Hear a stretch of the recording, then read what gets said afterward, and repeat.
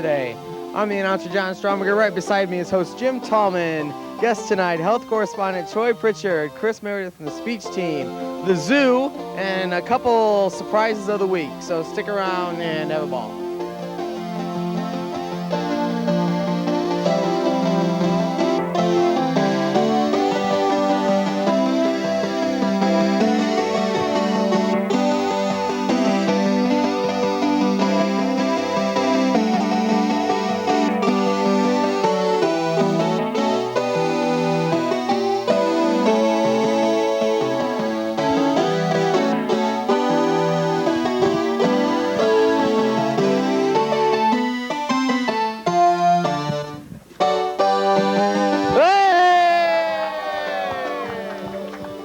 Brand new music and everything. And now the host of the show, here's Jim! Oh, yeah, wow! Yeah, here's Connie doing the camera tonight. Hi, all right. How you guys doing tonight? All right. Got some big crowd, people. A mother here tonight, one of our room mothers here. And two, so do you both go to St. Pat's? All right, two students from St. Pat's here to watch tonight. Let's go see the band. What is this?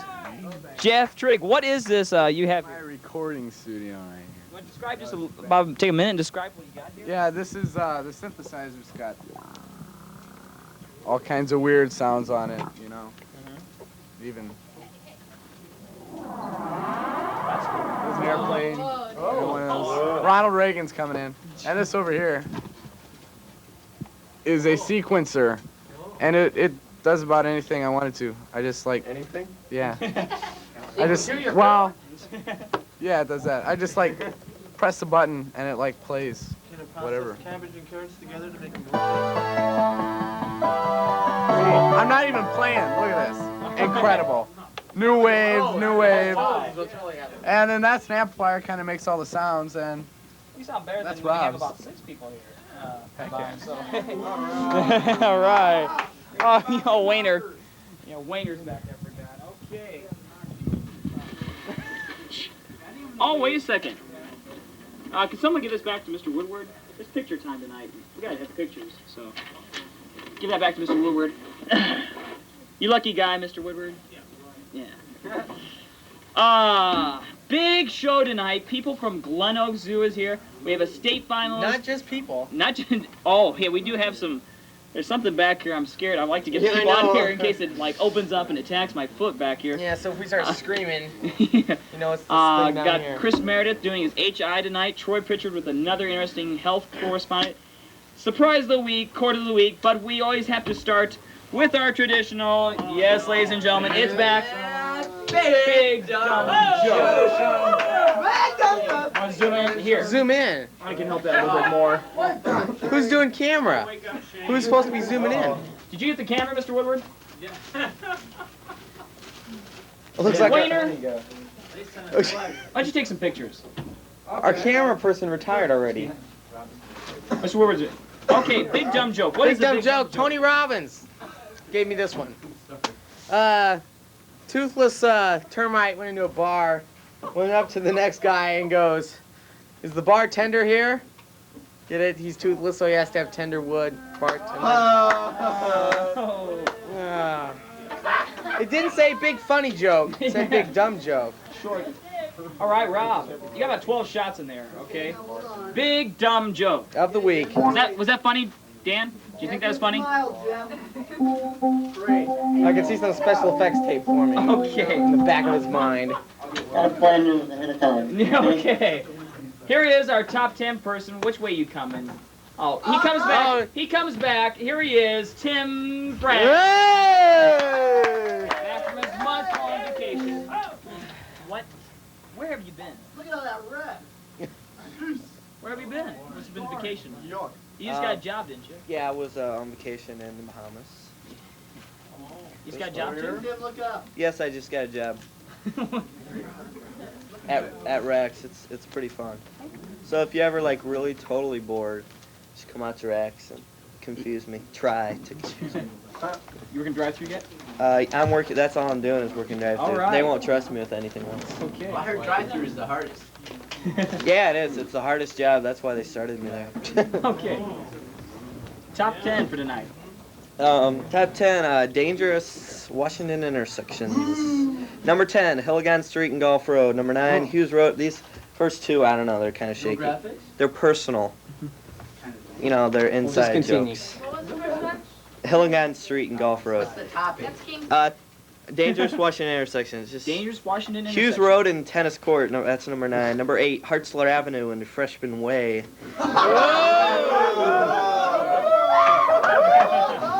Very dangerous. Number 7, the intersection of Brunner Street and Calculus Way. Number 6, Bradward Avenue and Censor Street.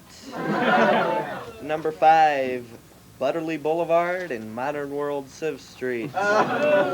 Number 4, Callis Court and Backboard Boulevard. Number 3, Hearn Street and Football Avenue. Number 2, Tallman Terrace and Basketball Court. And number 1, due to the extreme glare, Woodward and Sun Street. Speaking of that, before you go, we had opened our exhibition season play basketball Sunday night against this tough sophomore team that tried to take us on. Beat their butts. At halftime, what was it, 23 to 22? No. 30 all, and then we won 83 to 47. Yeah. We came back really strong. Jeff Mormon had 16 points. 20 points. He had 16 points. We were in the 1 out of second half. 24 from 3-point range. That's any Yeah. consolation. So, And Jim was the only answer. yeah, man, a 3-pointer. Well, thanks a lot for coming on tonight, Jim. All right. Yeah. Defending the last second shot with 35 seconds It's a left. wild place here. It's a wild place here tonight because we have some very special members from the Glen Oaks Zoo. And here with some some of the best animals. Okay. So if you please welcome Mary Jo Stearns and Barb Jesse. Whoa!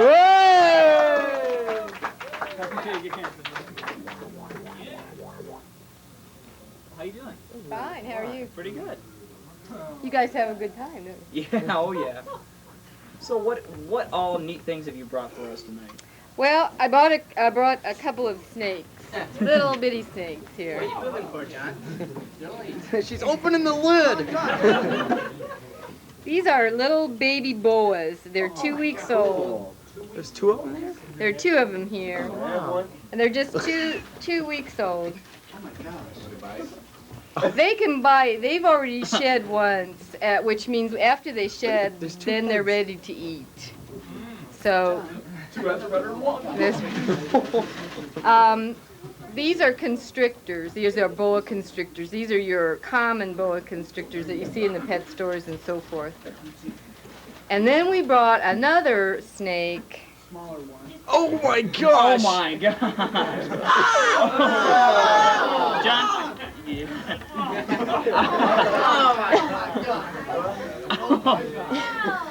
This is Spike. Spike. This is Spike. Spike is a big snake. Spike is a Burmese Python. He's in the same family as the little boas, but this is what happens when you buy a baby boa in the store and you think it's a cute little thing. This is what you get in about 5 years. And he eats rabbits, chickens. He eats full-grown rats. They're very expensive to feed, and we like to tell people that if you're in the pet store and you have a hankering to buy a snake, please don't do it, because we end up with it because they eat a lot more than you think and they're a lot harder to take care of. These animals they cannot regulate their own temperature, so you have to be very careful how you keep them. They're not the easiest thing. How much like a food would they eat in one day? Well, this guy could probably eat a small pig, or he could eat 3 or 4 chickens at one time, or Daily? he could eat... Oh, no. Okay. No. That's the nice thing about snakes is that they can eat. They don't have to eat every day. They have a very low metabolism, so they don't have to eat very often. But it's, tame it. Now is you just handle them a lot. If you want to use them for things like this, then you handle them quite a bit. And once they get used to being handled, if you don't you can't just get a large snake in and then bring it on TV. But these guys will handle these little ones for a long time, and then they'll be used for Now, programs would like this this. big one recognize a stranger? If you held out a strange hand? Oh no, they're not. Is it white? Not really. They're not particularly smart, like that. They don't have that kind of. They're not like a mammal or a bird. They don't have a memory then, so that's good. Well, no, not really. What about their sense of smell? They don't would not recognize a strange smell. Well, I say that now if you had one for years as a pet, I'm sure he knows your smell, but I don't think you would see a reaction probably to a stranger. But I'm sure that a pet would know its owner's smell, yes, its individual smell. This one we use for programs a lot, and he's used to a lot of different people. Just like the heat, the lights and stuff. Oh yeah, they love to be warm. He's a little cool, as a matter of fact, back there. He feels a little cool. And the warmer it is, the more active they get. Put them in a refrigerator. But they're really nice snakes. They're pretty snakes, as you can see. And these little boas will be real pretty when they get bigger. They're pretty now. Why do they wrap themselves around each other? Well, that's the way they go to each other for comfort, because they're usually, when they're little like this, they're in like a little pile in a nest. Oh, so they're friends. Yeah, they're friends, and they just want to coil around something. How many are there? 2. Oh. She had different color. That's just a color variation. They just shed, so they're brighter than when they were born. But she had 23 babies. 23 babies. She had 23 Now, babies. So since it does cost a lot to keep, what do you do with We'll sell most of them, and we'll probably keep about 4 for education and for on display. But we'll sell the rest of them. That's pretty interesting. Yeah, that is a big snake. How much does it weigh? He's looking at the babies. How much does that weigh? Well, the reptile keeper told me this morning that he weighed 45 pounds, but I think Barb will tell you he weighs He's more than probably 60 to 65 pounds. that. Yeah, I think he was hard to get in here. He's a load to haul. Besides being so expensive and hard to take care of, are they sort of any dangerous at all? Oh, he could definitely be dangerous. He can anything that can open its mouth to accommodate a large pig is going to give you a bad bite. If he bites, he will give you a bad bite if he wanted to bite you. But see they have what they do is unhinge their jaws so that their mouth can accommodate large prey. The top jaw actually becomes unhinged, and they just open up and it's flexible. Have you ever seen Good question. one eat? How long does it, when it takes a pig or something, how long does it take to digest it so the big There's a big lump in there for quite a while. Oh, when At least, it eats, there's a big lump. Okay. Yeah, you can tell when he's eating. He'll get about twice the size in the middle, or about a third. Their stomachs are about a third of the way down. Are they full right now? No, you don't. Oh, great. No, because we didn't want him to do anything nasty. Nasty in front of the camera, Okay. So we didn't feed him. Okay. Did you bring some other stuff? Yes, we did. Okay. As a matter of fact. Let's talk to the animals. Is that Zoo for You show still on? New zoo review. No, I don't think so. Okay, let's see. Got something back. I was afraid of. Yeah, this guy is a. Oh. This is a pygmy hedgehog, tenrec. Aww. He is cute. He's from the island of Madagascar, and he lives in his little pot here most of the time. He's a nocturnal animal, so when you bring him out like this in the day, he's a little confused. But he has these very sharp little spines. Yes. Yeah, that's his defense. He can roll up in a ball. Similar to like a porcupine there. A lot like a porcupine in that when he is attacked by a predator, he can hide all of his vulnerable parts, his head and his feet, and he rolls all up, and then there's nothing exposed other than the little spines. And these are really interesting little animals. This is a little male, and it's hard to tell a male from a female, other than when he gets real upset, which I hope he doesn't. Can you see his face? I hope you can see his face. Yeah. Then he shoots the stuff out of his eyes, and males do that. That's one of the ways you can tell that they're males. What did he shoot out? Little, that's white stuff that comes out of his eyes when he gets mad. Oh, okay. So they're real interesting that way. Why would he get? If I were to handle him too much, or if there were another male right here. What is the diet of something like that? He eats in the wild. He's what they call an insectivore. He eats insects. But at the zoo, we give him live insects. We give him crickets. We give him mealworms. We give him waxworms, and we give him a little meat and some vegetable material. Oh. He's great. Question here. Oh. Would the snake eat that? Would the snake eat that? Probably not. Unless he was. A snake might eat one of these if they were really hungry, but it would not be very pleasant going down. Ooh. Oh. Damaging. Oh, good. We have the. And we also have a bird for you. If I can get him back in his. That's a little bird. It's just a little one. Just a little guy. Oh my God. Wait a minute. Wait a minute. I can't get rid of the 10 rack. Wait. Feed Jim to him. Yeah, this bird's not too. He likes Barb better than he does me, so I don't know what he's going to do here. Come on, Captain. You want to sit down too? This is Cap. See, he likes Barb a lot. You can just sit down with him. Yeah. This is Captain. He's a year old. He's a macaw. Macaws are from South America and Central America. And he was hand-raised, so he's real imprinted on people. He likes people a lot. You can see that beak. Yeah, he breaks nuts, Brazil nuts, and walnuts and so forth with that beak. It's very strong. Break your finger. They'll break the bone in your finger if he chomps down on it. His name is Captain because his other two friends that he lives with at the zoo are named Major and General. So he's Captain. He does talk a little bit. Hello. Can you say hello? Hello. Hello.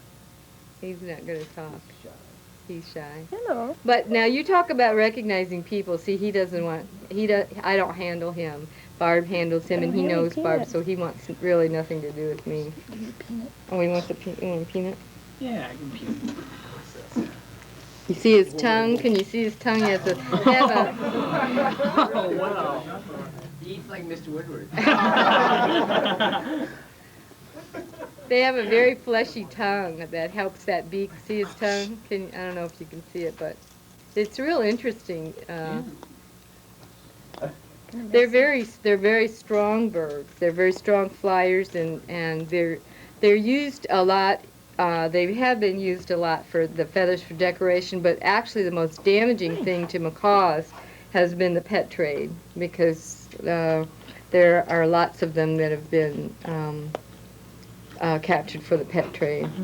Almost all of the animals that we brought in today are not on the endangered list, so to speak, but they're in a lot of trouble for various different things. People keep a lot of boas as pets.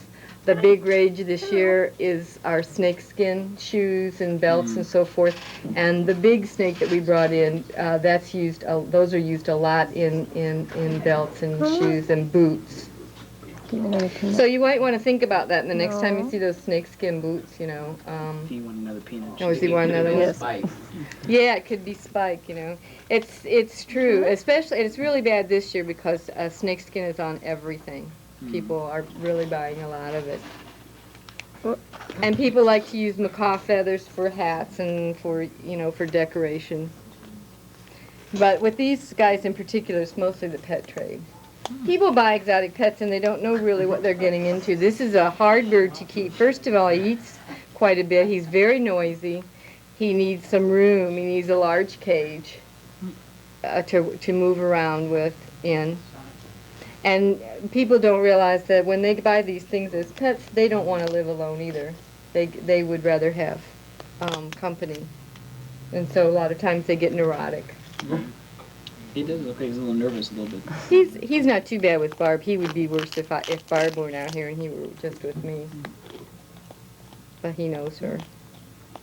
That's pretty neat. Yeah. Yeah. Question again, yeah. Has its wings been clipped, or does it still fly? Has the wings been clipped? One of his has been pinioned. A lot of times, birds that are raised for pets, or like this one was hand raised at another zoo, when they're very young, they'll just remove the tiny end part on like on a chicken wing. That is just permanently removed, so you don't have to keep clipping their wings all the time. Well, I'd like to thank you very, very much. This is like, and I feel like Johnny Carson truly, with all the animals coming out like that. And it was neat seeing that snake was big, and that's a pretty big bird. And any special things coming up in the zoo this summer that you want to mention now? We have I think the closest thing we have is the Easter egg hunt on April Fool's Day, which is kind of weird, but it's April 1st is the Easter egg hunt. And right, and it'll be for kids from 3 to 8, and it's the regular zoo admission, and it starts at noon. Oh. And then we have different things through the summer like Zubilee and Jazz Zoo. So just watch the paper, but the Easter egg hunt's the first thing coming up. Oh, well, thank you very much for coming on tonight. Thank you. We enjoyed it a lot, and learned a lot about the animal. Talk to the animals. Talk to animals, yes. Thanks again very much. Thank you. Yeah! Stage hand to help you out. Yeah, okay. Should I put the lid on this over here? Sure. Thank you very much. Yeah, okay. We have is Tony coming back here? Ah. Pause for this time. What are we doing? Identification. We gotta get this one more animal. Oh. Just take it. What was that? You work at the zoo or something? You work at the zoo? Yeah. All right. Well, that was. What do you guys think of that? I thought that was. Hey, all right. Now here's our health correspondent, Troy Pritchard, with more health and food tips. Here's Troy Pritchard. Yay! Oh, come on. Oh, jeez. Right, Troy. So, Troy, what do you got here? What do I got? Yeah, what's we talking about tonight? Oh, lack of nutrition in people's lunches at school. Uh-oh. Well, what's wrong with people eating lunches here? Well, I've been doing a study on what people eat during lunch. A lunch. And I sit at the big table, one of the big long tables, so I've been watching quite a few people. And most of the people eat a well-balanced, lunch, with your fruits, vegetables, meat, and milk products and all that stuff. But then there are some people, and it's mostly the people that complain about their weight or how out of shape they are. Yeah, a lot of girls. But this is what they'll eat. There's a lot of girls that are like on a diet, or guys too, but they'll have a Diet Coke, which has 1 calorie, and then a Snicker bar or some other equivalent junk food that has about 300 calories per serving, which has no nutritional value at all. The Snickers bar. Peanuts in there. Peanuts. Okay. There is milk. Yes, it does have quite a bit of protein. It has 10% of the RDA, which is the recommended daily allowance. And a Diet Coke will have 0%, which is not a lot. So to get 100% of the RDA, you're going to have to eat 10 of these Snicker bars. Or some girls like Ho-Hos, which have about 2%. 2%? So you're going to have to eat 50 Ho-Hos in one setting to get 100%. Let's go for it. And if you eat 50 Ho-Hos, these calorie-conscious girls are going to be putting 15,000 calories into their bodies. So that means that they're going to have to go out and ride their bike for, let's say, 20 hours. 20 hours? 150 miles to 200 miles to burn off all those calories. Well, so, go ahead. Well, what would you consider the ultimate lunch? The ultimate lunch? Well, the school lunch would be good. It's usually a low-calorie lunch. Try to skip the peach cobbler or the cherry cobbler. Peach cobbler. Leech cobbler. That's what it looks like. Try to eat, get your meats, your vegetables. They sell apples there, so you can get, let's see, a hamburger, an apple, maybe go to the salad bar or something like that, and try to drink milk. Milk is really important for calcium and protein. And need that for strong bones and teeth. Well, one question was brought by some of our nutritional staff that we have here at WCHS okay. Today. Go ahead. How many calories do you eat a day? Like, what you're supposed to account for all of them. Oh, okay. Let's see. I'd say about 10,000 calories average. But you also ride your bike a lot too. Yeah. Which is well, I'll burn about 2,000 to 5,000 calories. It depends on how long I ride. And one more thing they want to ask: what's the ultimate breakfast? You suggested a special kind of breakfast, like a fruit or something like that. What was the best thing you can do for breakfast? Breakfast, get your milk. 1 to 2 glasses of milk. Some orange juice for the fruit. Maybe, just have like, grapefruit. No calories in grapefruit, but lots of vitamin C and stuff like that. Maybe some cereal, like Total. It's a good cereal for protein, and that gives you 100% of everything other than protein. Iron is really important for your blood. Sugar smacks. Okay. You should do sometime a report on the different cereals and which is better for you. Yeah, I'd like to do that. Yeah, cold pizza. Is that good for breakfast? Cold pizza. Now, isn't it sort of nutritional? Cold chicken. Oh yeah, I guess you do have some meat, and you have tomatoes in there. There's your vegetables, and you have the pasta, which would be your bread product. So I guess you have grease. Yeah, grease. A lubricant. Things go down easier. Anything else you want to talk about specifically tonight? No. Do you have any other questions? No, not tonight. Okay, I guess. We're going to go on to next guest. Well, thanks for coming on tonight, Troy. Thank you. All right.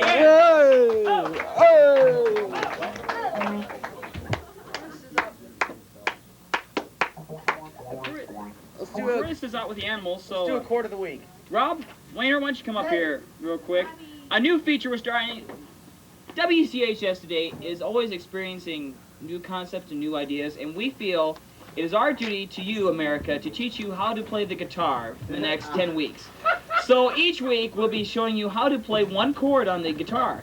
And at the end of the year, Rob, we're probably going to play a few songs, aren't we? Is that right? Yeah, so all let's together. go with Rob Wayner showing how to play a C chord. Rob Wayner, take it away. A C chord. Okay, Shane. Close up right here. C chord. Okay. Can you get it right there? Do each finger separately so they know. Okay, ready? Play your C. That's your C note. That's your C note right Put there. your fingers in the way a bit. Okay. Okay. First fret, second string. This is a That's guitar. your C. Wait, what's Okay, the fret's this little What's he thing showing? right here. what's the string? Okay, second string. He's teaching you how to play it. From the bottom or the top? Play a C chord on the guitar. A chord is basically a More than one note. more than one note. Played Right. simultaneously. Okay, you ready? So you put your first finger right there, okay? Got it? Second string from the bottom. That's the big note you gotta see. On the first fret. Put down right there. Top string. No, it's not. No, it's not the top string. Fourth Second string, top and string. this one's the A string, and this is your C down here. Now, okay, you see that? And you Now swell. it's always nice to put. Yeah, Oh, yeah, Jim, thank Jim, you. yeah. The Woody guitar. Yeah. All right. All right. Now I'm a professional. Now we're ready. That's what Okay. we're trying to say Now here. I'm stuck in the middle. Okay, now you gotta like that. Then you just strum it very lightly, delicately, and you get it nice. Beautiful. You see, it works every time. Well, that's great, Rob. Next All week right. we'll. Okay, let me see if I got this one here, this one here. Next week we'll be showing you the F chord. The F chord for next week. F chord for next week. Well, thanks a All lot, Rob. right. Something to make America a better place to live in. WCHS Today. Now, we had 2 students from Washington go to state speech tournament. Was it a week or two ago. One of them didn't make the finals, but one of them, one of the students did in the field of HI, humorous interpretation. What's the piece called? Court Jester. Court Jester. So here tonight, if we can get some people to help set up here the stage, we're going to be, Chris Meredith will be doing his speech, Court Jester, which won him a 4th place finish in the whole state of Illinois. So here, without further ado, Chris Meredith. This is called humorous interpretation. That means it's supposed to be funny. So if you feel like laughing, hey. Go right ahead. It's a lot of fun. And if you want to be on speech team next year, see. Okay, this is good. Okay, this is good. I haven't gone over this at all, so just enjoy it. Something to watch. Enjoy. All right, let's see. Okay, ready? Go. Do it. I say up there, open up. I'm Sir Giacomo, King of Jester and Jester to the King. Ah, the new court jester. We're pleased to have you here, Sir Jester. You're most recently from the Italian court. Well, how speak you the King's English with no trace of accent? My good sir, Giacomo's a man of many, many tongues indeed. French, je ne parle pas, je ne sais pas, le romantique, le no, le oui. Italian, apporte le vaste, de sorte le vende, asomore. German, which means in any language, my good sir, please open these gates. What you're about to witness is the misadventure of a relatively simple man trying to do a relatively simple job. He has no intention of ruining a perfectly good employment, but then again, it's not always easy to be the court jester, by Norman Panama and Melvin Frank.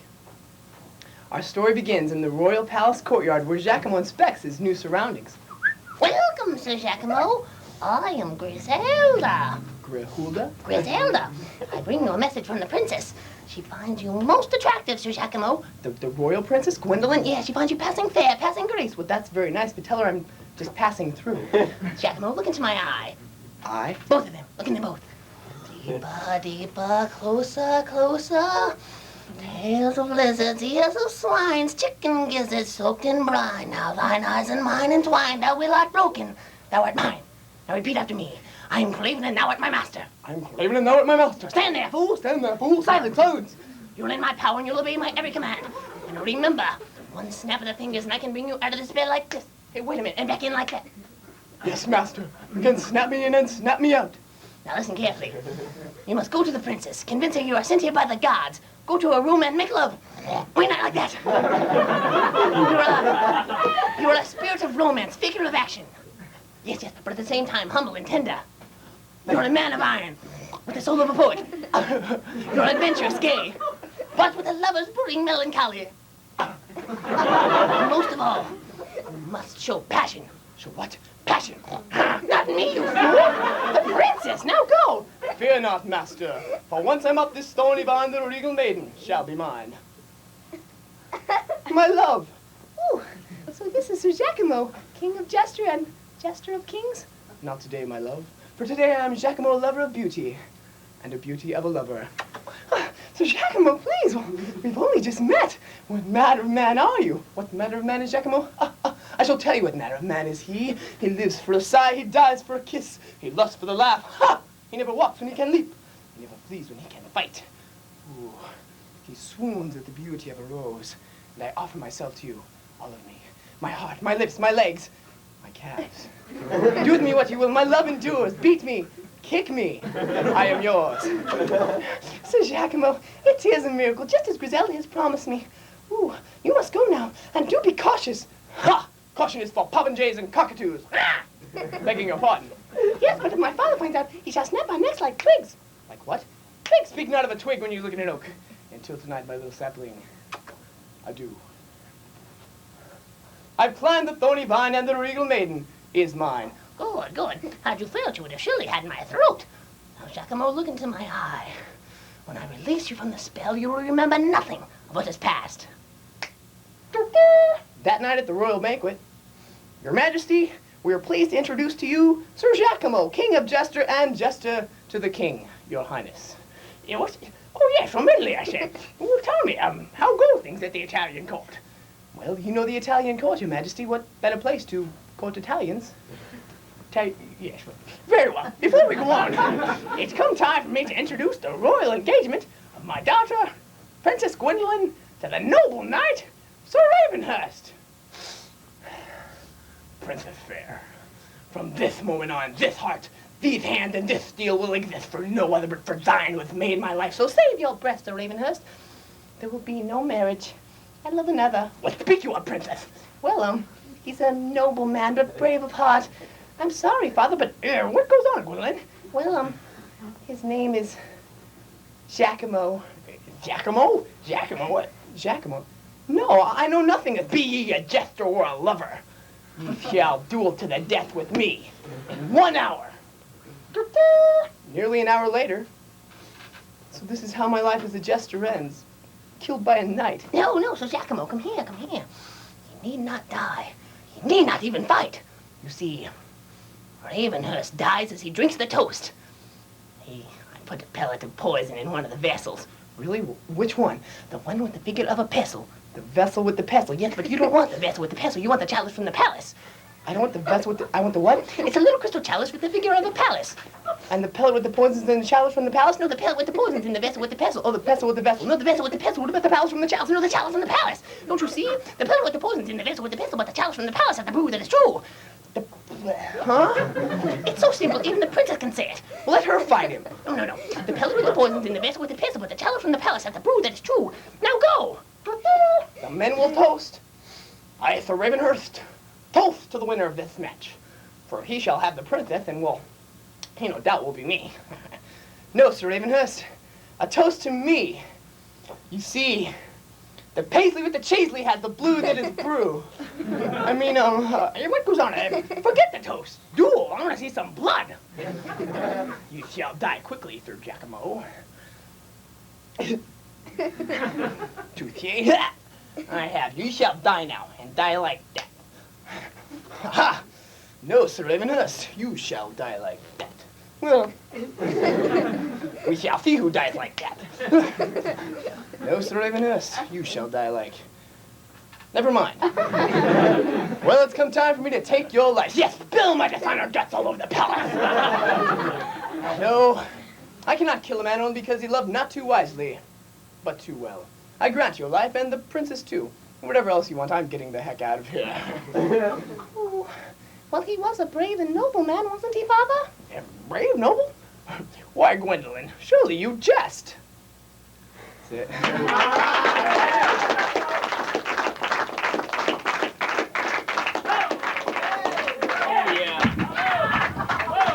That was fun.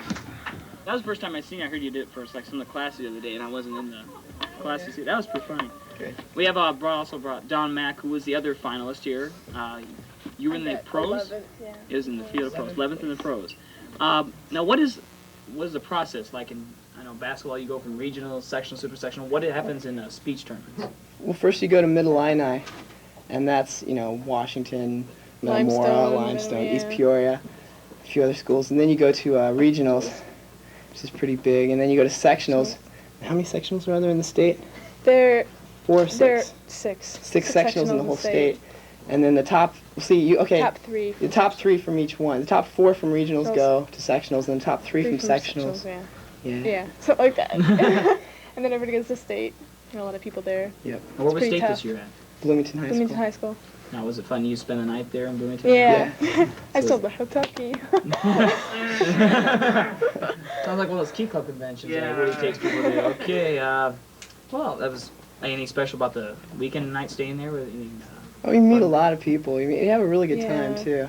Because everybody's got something in common, Because you all like to do your speeches and everything. You can't go out and party or anything, though, because you have rounds at 8:30 in the morning, so...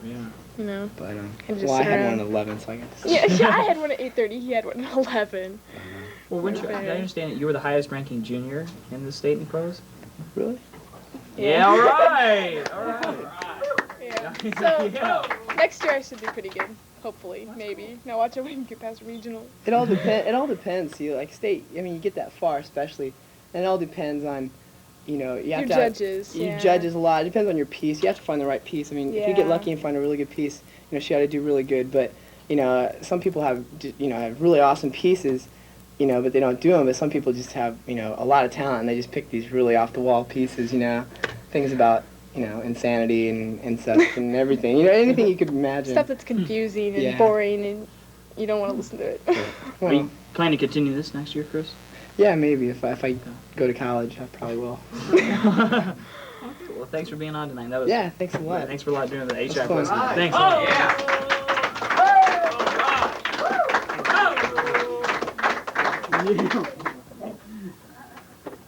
Well, it's about the end of the show, and we started something last week at the end of the show. A surprise! We call it the surprise of the week, and his second chance and hopefully better. Here is Ed Norland with surprise of the week. All right, Ed. Okay, Ed, what do we have for us this week?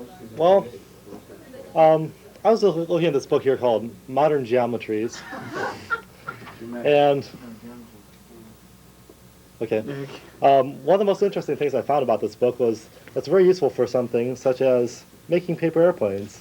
So that's what I'm going to talk about today is paper airplanes, which is a subject very useful in most classes of the high school. Now, this is your basic dart plane, as you call it, finally crafted on paper, and it flies rather well and rather straight too. Oh! Wow. Sounds like an airplane even. Oh! Boomerang even, yeah.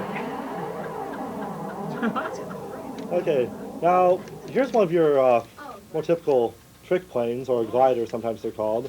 These ones, if you bend the wings right, you can make them do neat little loops or something. Yeah, they kind of hover a little bit like helicopters. I'm not sure if this one will fly right.